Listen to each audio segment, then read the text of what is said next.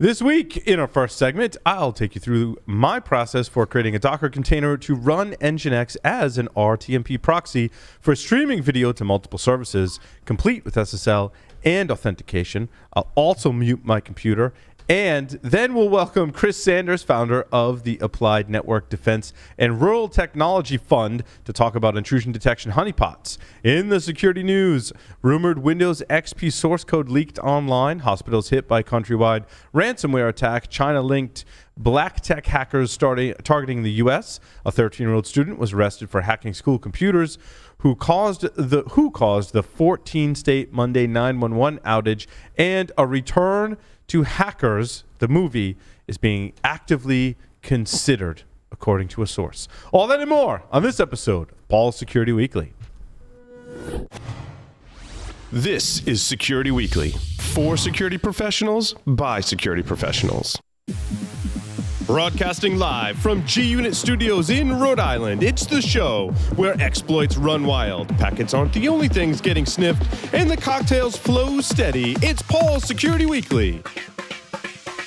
Hackers attack systems that are not patched. You need protection, but virtual patching isn't working. That's why you go patchless. Topia analyzes, prioritizes, and remediates vulnerabilities before they're exploited. Even the 0 days, all from one interface. Security gets better memory defense to complement endpoint strategy while improving overall vulnerability management and compliance. Adopt a hacker's mindset, eliminate vulnerability. Get your 30-day free trial at securityweekly.com/vicarious. Are you an enterprise dissatisfied with overpriced analytics software that can't keep up with modern data? If so, then GravWell is the solution for you. GravWell is an unstructured data analytics platform for enterprises who demand total data visibility across their network. GravWell lets your security team go beyond the SIM and fuse data sources to correlate and answer questions you didn't know needed to be asked. Go to gravwell.io/securityweekly for an unlimited data trial and gain uncompromising visibility today. PlexTrack is the platform that helps cybersecurity practitioners get the daily work done. Red teams can create reports in half the time and track risk to resolution with the blue team. Teams can centralize remediation efforts across all scans, assessments, and audits. Effectively communicate risk in real time through simple visualizations, scanner and ticketing integrations, and robust analytics. PlexTrack is perfect for collaboration across all teams. Visit securityweekly.com/PlexTrack to claim your free month. Welcome to the show. But first, let me introduce you to a man that has his own bathroom here at the studio because he keeps needing to be reminded, if you sprinkle when you tinkle, be a sweetie and wipe the seedy. Mr. Paul Asadorian. Welcome, everyone, to Paul's Security Weekly. It's episode number 668, recorded on October 1st, even. Forced? Wow. Forced? I don't know what that was all about. And right here in G-Unit Studios in Rhode Island. To my left here on the relatively new, updated set, I would say. Updated, because, I mean... Updated. The set largely didn't change. Yeah, but... You've got people on the set. That's updated. Yes, more or less. This is true. Some new gear, some new headphones, mics. It's wonderful. Very nice. You taking something it so to far? Distract us if we're bored listening to anybody? Yes, because all kinds of trinkets and stuff behind us. Yep. I mean, there always has been. You just get a better view of them maybe now. Yes. Or different view. We got a new table, too. I'm excited about the new table. Yep, and some stuff from Bill and Trent's Excellent Adventure. Right. Bill Swearingen, Yep. we resurrected that. We actually got to do anything here? Nope. This is just going to be Larry over and out. It's sitting around talking. And that's on the lines remotely, Mr. Joff Thayer is here with us. Joff, welcome. G'day and good evening. It's good to be here again after a week of emceeing Wild West Hacking Fest, which is a blast, by the way. Oh, man. Mr. Jeff Mann is here with us. Jeff, welcome. So good to be here. Wish I was there. Mr. Tyler Robinson is here with us. Tyler, welcome. Wish I was there with you, Mr. Jeff. Soon enough. Soon. Also in Idaho, Mr. Lee Neely is here with us. Lee, welcome. Hey, welcome to the first day of October, one of the best months of the year. Why is it the best month of the year? Is it just Halloween, or is it because pumpkin everything, or? Well, Halloween, pumpkin everything, and it's got my birthday to boot. I mean, hey, there you go. That's 3 wins. Well, that just seals the deal for me. See, and I just thought Lee was a basic bitch and just wanted the pumpkin everything. pumpkin toothpaste. Well, there's always Plan B. Quick announcement before we get into it. It's official. Security Weekly, in partnership with the Cyber Risk Alliance, is excited to present Security Weekly Unlocked on December 10th, 2020. The inaugural edition of Security Weekly Unlocked also celebrates Security Weekly's 15th anniversary. Whoa, Paul. Say that word again. Inaugural. I said it better the second time. I need like a couple of times to like get started with that word, Jeff. It's like nuclear. It's like yogurt, but not really. Anyway, Registration and call for speakers is now open. Make sure you visit securityweekly.com/unlocked. I am looking for you, maybe not you specifically, but more than 2 people to submit to our call for papers, securityweekly.com/unlocked. Don't be surprised if I contact you personally and say, hey, if you got something cool to talk about, because I kind of think you do, then you should submit to our call for papers. So make sure that you do that. Alrighty. Now, let's talk about the real-time protocol. Real-time media protocol, is that what it stands for? We'll get to that. It's actually an Adobe protocol, which is kind of scary. Yeah. RTMP was kind of an interesting project I had been dabbling with a little bit, and really couldn't find like a really good solution. There were older solutions out there. Some of them lacked some of my requirements, which were, one, I needed to be able to broadcast streams to multiple services. And that's because OBS Studio, and a lot of gamers are using this technology too to do their streaming. So we use OBS Studio to do our recording and broadcasting. It's open source software. It only supports one streaming destination. Now, we could buy commercial software. Yeah. I kind of like OBS Studio, and there's no reason to pay for something because OBS works great. And we could also go to a restreaming service. I think it's restreamer.io.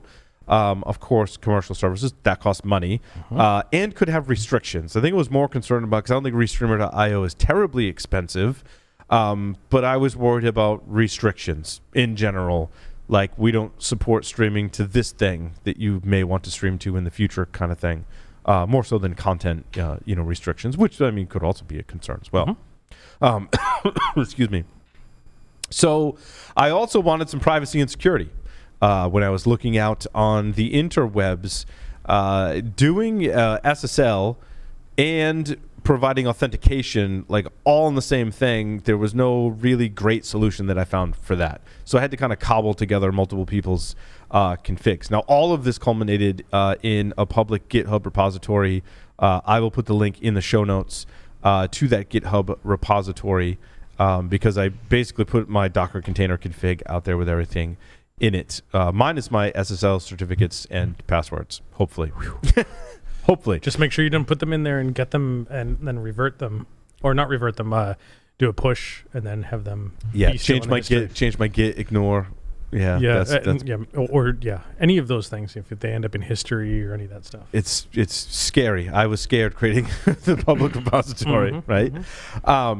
And also, just along the lines of SSL, important at the end when I kind of give you some instructions on how to spin this up, you're going to need real SSL certificates. OBS does not, unless you modify the certificate chain in the operating system. I did not test that, but you need real certificates. So make sure you get that. I will not cover how to do that in this segment because it's pain in the butt. Especially if you're doing it from an internal system that is not on the internet. You jump through a couple of hoops. In any case, that's the why. That's the problem I was trying to solve. You didn't see any other open source projects around this that did the SSL, did you? Like prior to starting down that path? Yeah, there's some that did SSL, but maybe didn't do the authentication piece, or did the authentication piece very, very poorly, like in a PHP script. Which was bad. Or if they did SSL, it was also because they, like in our case, I just want to have a video stream that we send out, right? And you consume it by going to, spoiler alert, we already streamed to YouTube. The second service is going to be Twitch, right? So you'll see that coming soon. the other projects that were using SSL also kind of like had a stream, like a website you could go to also consume the stream. So there's a couple of different configs out there. If they did do it, it wasn't in a container and didn't have a nice proper NGINX config, which I'll talk through as well. Do you not see my slides? Oh. Okay, hold on. You have slides? I have slides. I've been talking. I just thought you were just talking. Right? Yeah. There's slides going on apparently. Yeah, Paul's going to slide right into our Docker containers. That's right. Hopefully no one slides into my Docker containers. That would be bad. I try and build them so that it's hard to do that, but you never know. Okay, now you should see my slides. Yay! So some of the technology, OBS Studio obviously receives our source media, records it, and sends it places. That's its job. It sends it places via the real-time messaging protocol, which is a proprietary protocol originally developed by Macromedia, of course, which was bought by Adobe and was used in the Flash player. Which makes me really nervous as I read that. But NGINX has a module for the RTMP support and supports taking in an RTMP stream and then sending it out to multiple destinations. And of course, I wanted to use Docker to make this easy to deploy and replicate, such as if a stream goes down, I can just spin up this Docker container really wherever I want. Also, I can make it nice and neatly packaged inside of Docker to make it slightly more secure. I have a question. Yes, Jeff. What happens if you cross streams? Never cross the streams. Oh, like all of your molecules exploding at the same time, kind of bad. Yes. Yeah. Until such time it is time to cross the streams. Like That's probably the only remotely productive input I'll have for this segment. So I'll shut up now. Thank you for that. But thanks for I'll go back to talking about potential on the Discord. Okay. Applying security. So again, only install the packages you absolutely need. I went through the extra step of actually compiling NGINX during my build and only adding in the specific modules.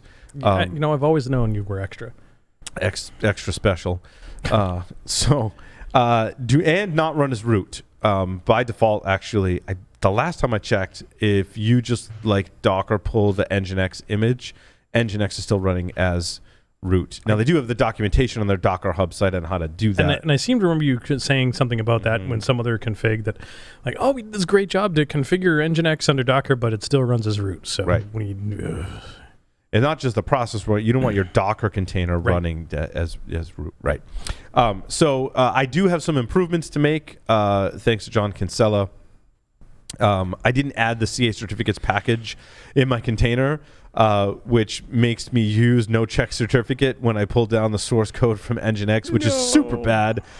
So I will be pushing an update to the GitHub repository for doing that. And there is a link. That's the link to the Docker file that we're going to take a look at if you want to look at the whole thing all at once, and also our now public repo for this project. And by all means, if you want to send me contributions and pull requests, happy to accept those. So this is my Docker Compose file, and you can see I have a lot of environment variables there that I'm pulling into the Docker container environment, many of which to make this more configurable without having to rebuild everything, and also to take some of these keys and secrets out of the GitHub repository or any config, because when you point this at your streams, you're going to have a URL and a key that authorizes you to stream to YouTube and to stream to Twitch. You're going to have your SSL certs, which is all the really bad config that I have in here. The certs are just in the container image. Don't do that. I'll talk about that a little later as well. And then I do my port mappings. Largely, my port mappings are to allow NGINX not to run as root, right? So you could have Docker listen on port 80 and then map that to a port above 1024 so that NGINX doesn't have to run as root. Also, like, I've got other containers that use the same port, so I can move those around as I need. So the environment, a couple of things about the environment variables that you need to define in a .env file in the directory that you're going to spin up this container in. Again, you're going to need your RTMP URLs and keys. Now, there's 2 in here. You could totally modify this to do 3, 4, or more. In my experience, I've run this on pretty minimal hardware, and the computer is not working very hard, so this does not take a lot of resources in order to do this. You'll also want to, again, have certificates in there as well and give it the cert path so NGINX knows how to find those. Yes. Those second streaming service keys and URL, that's for something like the YouTube, where you put your YouTube unique streaming URL and the key for that, or Twitch? Correct. Yeah. Okay. Yeah. So, and I tested YouTube and Twitch running OBS with the container running on my computer. So it was like all running on my computer. I was pulling the stream from the video source from my webcam into OBS. OBS was hitting the container running locally on my system and then sending both streams out. And I used a web browser to go look at both of them. And it was really weird to see myself. And it was all running on one box. And it wasn't like, my system wasn't falling over. So what kind of system was that? That's one of my System 76 systems.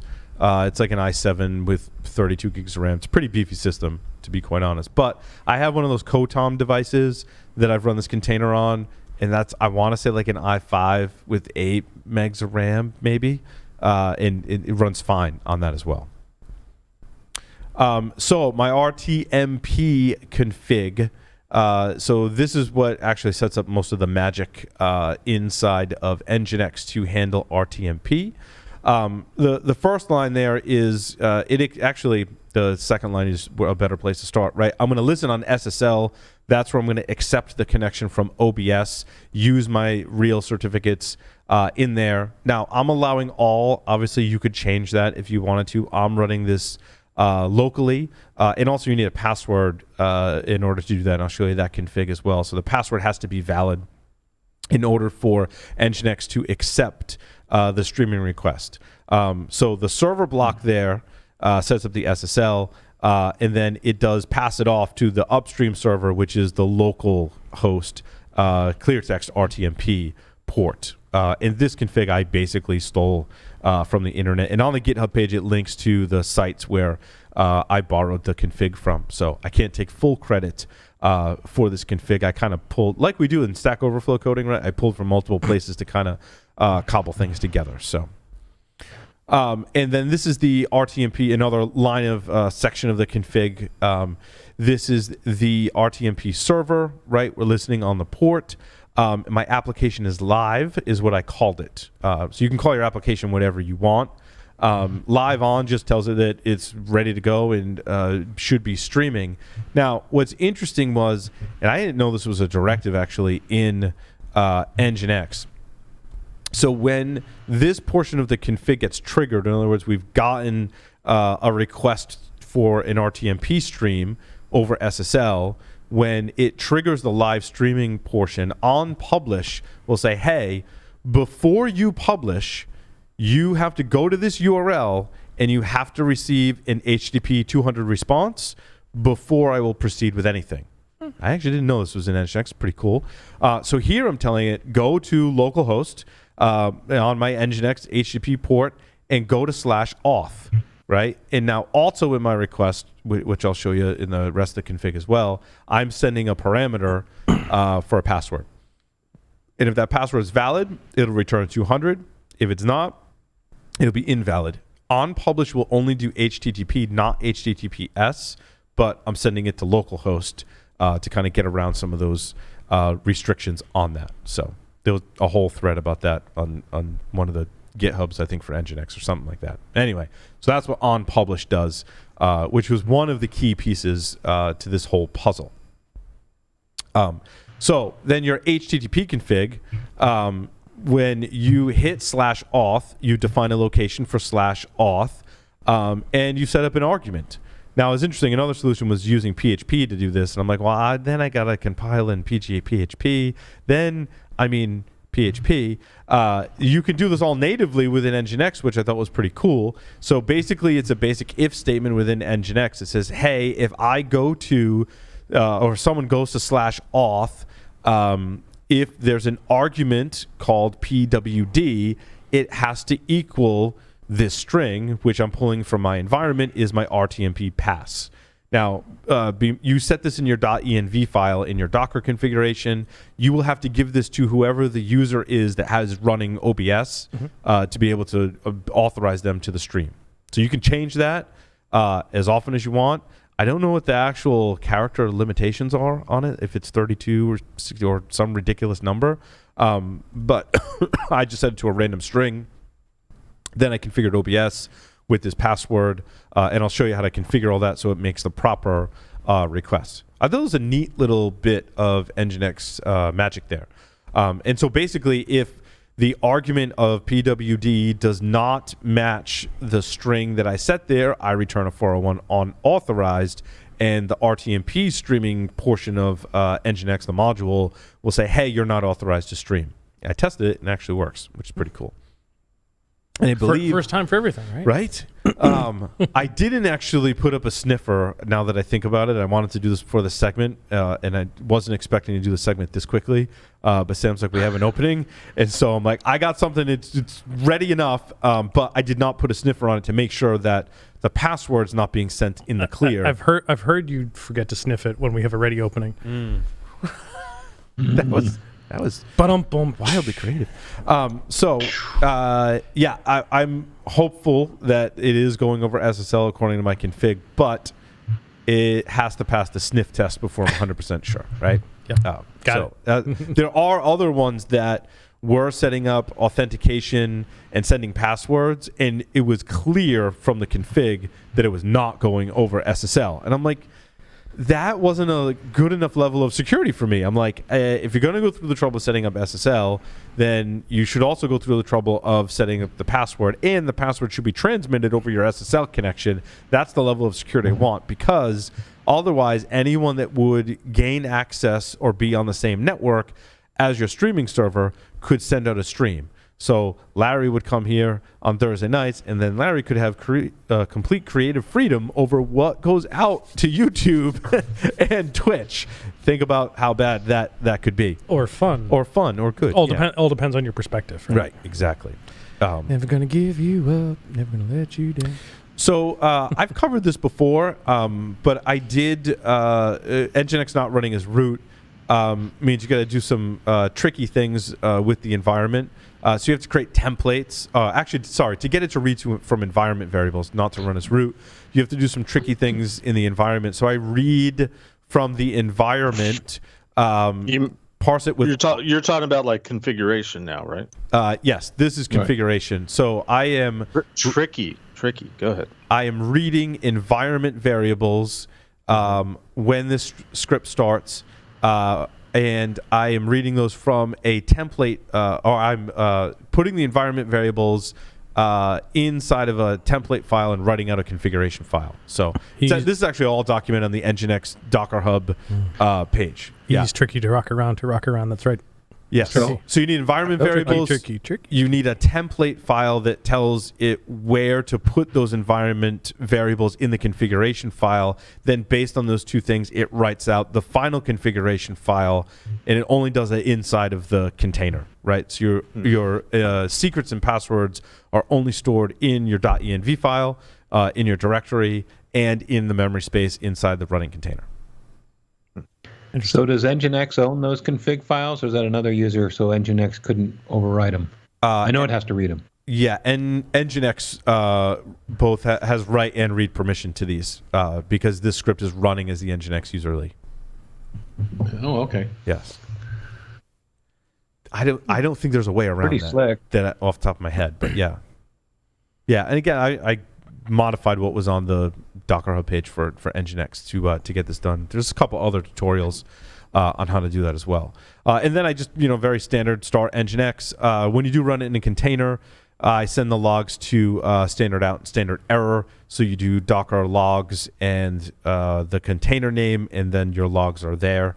I just got in the habit of doing that because if you take your container and you run it on any kind of cloud service, you don't have logs, you can't get into the container oftentimes to retrieve the logs, but if you send them standard out, it'll actually, you can configure it to go into CloudTrail and all those kind of things. So I just kind of standardized on that. Then you need to run it. So you need to obtain a domain and host name and an SSL certificate to do this, unless you want to modify the OBS source code to like not to honor not real certificates, I guess, was my only other solution to that. So I was like, all right, I'll go get a real SSL certificate. You need to create and populate the env file. That's all documented on the GitHub page. Then you run docker-compose build and docker-compose up-d. That starts the container and spins it up and will be ready to stream to wherever you define in your env file. Then in OBS Studio, you need to go to Settings and then Stream. Your service should be custom. Your server is RTMP : your server name / live. Then your stream key needs to be set to really any value, right? So I just called it streamer. Question mark says like send a parameter in the URL. PWD equals and then your password. And that's the same password that was in the environment file and read into the NGINX config. And that will give you SSL supported with password authentication to your streaming service. So you can stream to multiple YouTube channels. You could stream to multiple Twitch channels. I haven't started cranking up and seeing how many I can stream to at once. I had two dev accounts basically to test with, and it worked pretty well. Nice. So. Could I do that with a Let's Encrypt cert? Yes, I actually did use a Let's Encrypt cert for that. And the way I got around that was, I think I spun up you can spin something like AWS or Linode. I gave it a domain name and did the Let's Encrypt thing from there to grab the real certs. And then that's a great point because if you do use real certificates like I have in the example, what I did was I set my Etsy host file in Linux or equivalent in Windows to whatever your streamer, your host name and URL or domain name is to your local server. So your RFC 1918 space. And it works. What a pain and what a pain in the ass to get Let's Encrypt certs for a device that's behind a firewall that you never want to be. There's a lot of that's almost like a whole segment of itself. There's a lot of posts about that, right? Yeah, that's a great use case for something like ngrok, where you're passing a internet custom domain through to a local server that you can stand up on your own machine that doesn't expose anything. Yeah, I think if I had more than one, I probably would have done. You should do a tech segment on ngrok. I nominate you, Tyler. Use cases. All right, we'll see you next week, Tyler. As I said, TBD in the wiki, so you're up. So yeah, I mean that's a lot of what I learned about how to configure and lock down your container NGINX and now your RTMP config to be a lot more secure than a lot of the examples that I was finding online. I basically took some of what I developed and a lot of what other people had done from various places and kind of put it together. So I can't take full credit. I do reference those other posts that I based some of this on the GitHub page. So by all means, download it, play around with it, send me any suggestions. This is what we'll be using actually in studio to do our multiple streams. I'm excited about Twitch. There's cool things happening on Twitch, so we want to be there. And you can support anything else that'll take an RTMP stream, right? So I think virtual conference maybe software that does that is another possibility. Or if you had multiple Twitch or YouTube channels, it's pretty cool stuff. Nice. Any questions? I think some of the things that when you were bringing this up, Paul, was that I was fascinated about is all the kind of hoops you had to jump through. Not about the RTMP streams, but it was about the Docker configuration that was really sort of the thing that was like, ooh, I want to know more. Yeah, so I do a multi-stage build. You can see that in the Docker file. And so my first stage, I install the basic utilities for compiling software, wget, all that stuff. I pull down the NGINX tarball, build it, compile it, and I take the results from that build compile, and in my second stage, I just copy the binaries over. So all the tools and like basically mess that I made in the first stage remains in those layers and in that stage and doesn't end up in the final container image. Nice. Also, interesting on the container note, for this project, I'm maintaining my own image in my own Docker repository. Mm-hmm. So we have our own repo for that, own Docker registry. Ours is right now hosted on Docker Hub, but you can use Amazon or you can spin one up on your own if you wanted to. I've done that in the past too. It's not horrible. So basically, I build it, compile it, I push it up into the registry. Then on whatever system that I want to run this on, I just pull it down from the registry. So I don't have to go through all like the steps. I basically just do the Docker pull and execute it from the registry. So then if I want to make changes, then I'll just update the image that's in the registry and then have everything pulled down from there, rather than going out to Docker Hub, right, and pulling down from their public registry, which I don't like because then you don't have control over, all the settings and basically how it's built. You end up with a much smaller image and a much more secure image. So highly recommend you have your own Docker registry for doing that.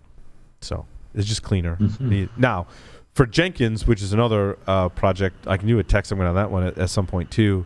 They're running Java inside of a Docker container, and I looked at their Docker file, and it was really good. And I was like, yeah, if you're going to take the time to maintain a really good Docker, container build, and it's going to run Java, I'm just using yours. So I got kind of lazy on that one. I was like, you know what? You guys are doing a good job. It doesn't run as root. They're installing the minimal stuff. Like, it passed the test. I'm like, you guys actually did a really good job with that. So for Jenkins, all I did was just port my configs over, and I'm just using Docker Hub to build that, Larry. So that one I decided to punt on maintaining all that. I was like, oh, they're doing all the special. One of the special things was like, because the jar file or some other Java file was so large, it was too large for Git, and there's some kind of workaround for that. I was like, yeah, I don't want to be in that rat's nest. I'm looking at your source code and it looks good. I'm gonna trust you, basically, for now. For now. So one of the questions that's in the Discord chat is, why are you doing SSL? Is it required by some of the services, or is it just kind of best practice? Yeah, it's there you go. Yes. No. It's not. Well, it sends an SSL stream to YouTube and or Facebook and or Twitch. Facebook actually, not that long ago, required that it is SSL. So that's why there is support for like sending the stream out.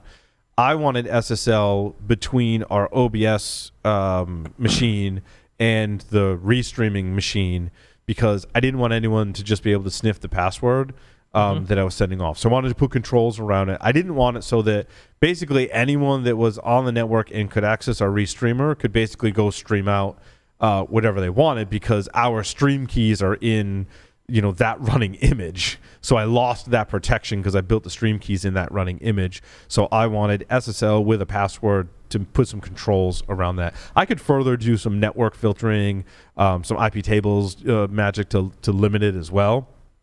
But also remember, that stuff limits you in production, because if my OBS machine craps the bed and I got to switch to another one and I get a new IP address and then it's not able to stream, that would be bad too. So that was just how I solved the problem. Yep.